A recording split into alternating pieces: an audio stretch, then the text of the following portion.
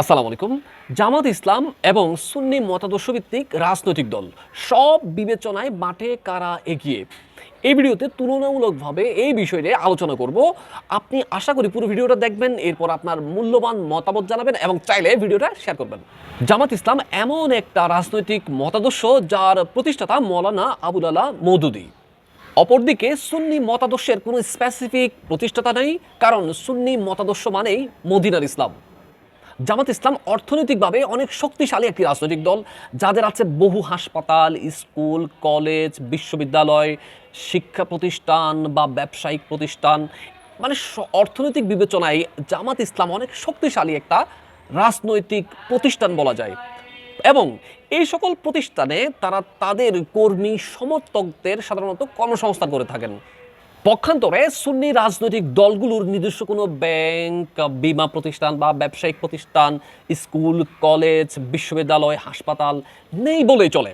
সুতরাং তারা তাদের কর্মীদের বা সমর্থকদের বা কর্মসংস্থান জনিত কোনো বিষয়ে তেমন একটা সাহায্য করতে পারে না। প্রশাসনে জামাত ইসলামের সর্বদা একটা প্রভাব বিরাজমান দেখা যায়। 5 আগস্টের পরে এই প্রভাব কিন্তু আরও বহুলাংশে বেড়েছে।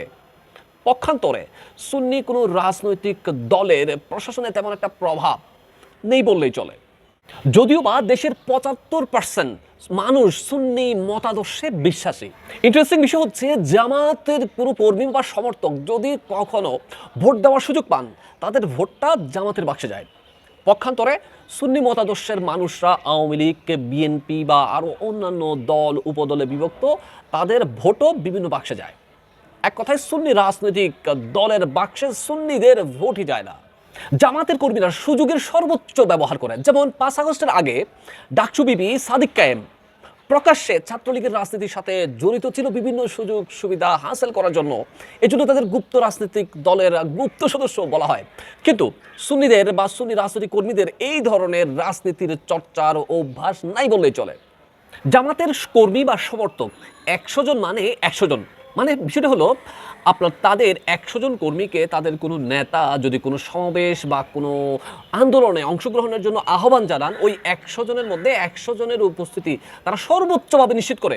কিন্তু আমাদের সুন্নি রাজনৈতিক দলের কোনো বিখ্যাত প্রখ্যাত প্রসিদ্ধ নেতা কোনো সমাবেশে বা কোনো আন্দোলনে যদি 1000 জনকে ডাক দেন তাদের কর্মীদের, ওই 1000 জনের মধ্যে 100 জনের উপস্থিতি নিশ্চিত করতে হিমশিম খেতে হয়। এর পেছনে বিশাল একটা কারণ আছে। জামাত ইসলাম তাদের কর্মীদের বা তাদের সমর্থকদের বিভিন্নভাবে অর্থনৈতিক বলেন, বিশেষ করে কর্মসংস্থানের এই বিষয়টা তারা নিশ্চিত করে, যার কারণে তারা তাদের কর্মীরা দায়বদ্ধতা থেকে তাদের আন্দোলনে বা তাদের নেতার আহ্বানে সাড়া দিতে সক্ষম হন বা নৈতিক দায়িত্ব হিসেবে অংশগ্রহণ করেন।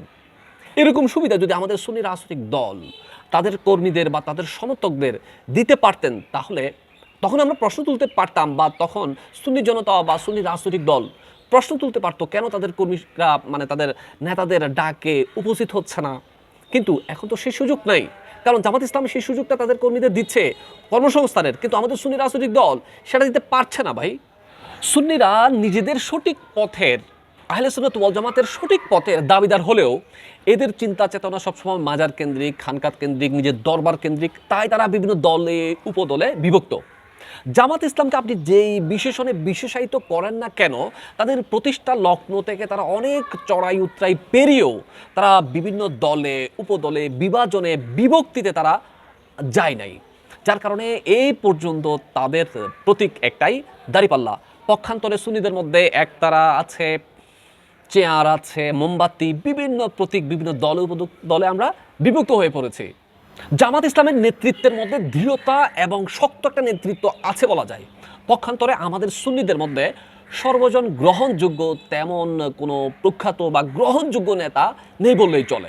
সামাজিক যোগাযোগ মাধ্যমগুলোতে জামাত ইসলামের বিশাল একটা বিনিয়োগ আছে, তাদের বিভিন্ন গ্রুপ আছে, হাজার হাজার কর্মীদের আইডি আছে।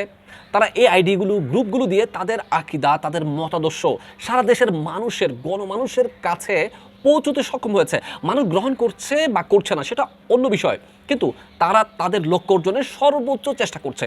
পক্ষান্তরে আমরা সুন্নি রাজনৈতিক দলগুলা এক দল আরেকজনের সমালোচনা, গিবতে আমরা ব্যস্ত আছি।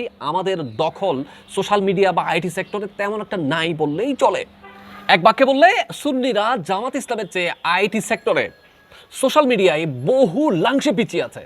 ইন্টারেস্টিং বিষয় হচ্ছে জামাত কর্মীদের মধ্যে কয়েকটা ক্যাটাগরি আছে, যেমন তাদের মতাদর্শের বিপরীতে গেলে তাকে হামলা, হুমকি, এমনকি হত্যা করার জন্য যেভাবে সন্ত্রাসী বাহিনী পালায় জামাত ইসলাম, ঠিক তাদের দল থেকে বিশ্ববিদ্যালয়ের শিক্ষক, আইনজীবী, চিকিৎসক বিলং করে। পক্ষান্তরে সুন্নিদের হাজারো বিশ্ববিদ্যালয়ের শিক্ষক, চিকিৎসক বা প্রকৌশলী বিভিন্ন বড় পদে সুন্নিরা আছেন, কিন্তু তারা রাজনৈতিকভাবে সুন্নি রাজনৈতিক দল থেকে বিলং করে না। আরেকটা ইন্টারেস্টিং বিষয় হচ্ছে এই জামাত ইসলামের জন্য বিশ্বের বিভিন্ন প্রান্ত থেকে, ওহাবি মতবাদের দেশ থেকে বা বিশ্বের বিভিন্ন দেশ থেকে তাদের ফান্ডিং আসে, তাদের অর্থায়ন করা হয়। পক্ষান্তরে বাংলাদেশের সুন্নি মুসলমানদের জন্য দেশের বাইরে থেকে কোনো প্রকার ফান্ডিং হয় না,